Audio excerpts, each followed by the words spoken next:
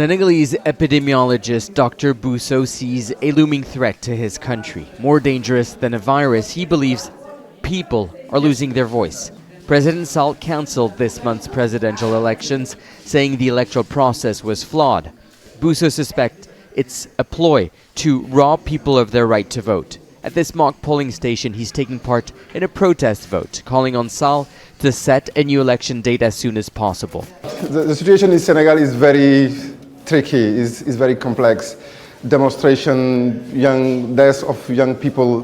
The economic situation is very difficult now, and having this election and choosing a new president can bring us a stable country.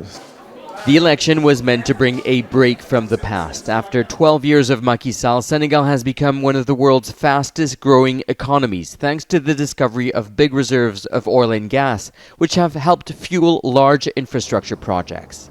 But last year, a record number of young Senegalese attempted to illegally migrate to Europe to flee not war, but poverty. An issue that urgently needs to be addressed, says presidential hopeful former Prime Minister John. Over 80% of our population is young. They don't recognize themselves in our democracy. We have to give them hope.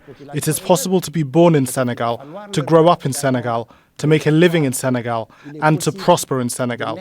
That's the responsibility of the political class. For now, the political class appears divided between those who want elections now and those who want to restart the electoral process from the beginning. Caught in the middle are the Senegalese people. They chant, "We want to move forward. We are conscious citizens. Our nation, Senegal, is worthy of respect." This election is important not just for the Senegalese people, but for many across West Africa. It's the only country where there's always been a peaceful handover of power in a region marked by military coups.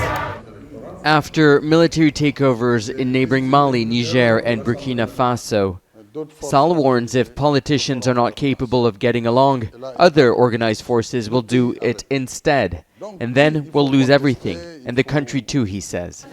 More than a warning, but a threat. For Bousso and others, it is a political crisis that can only be resolved by the vote of the people.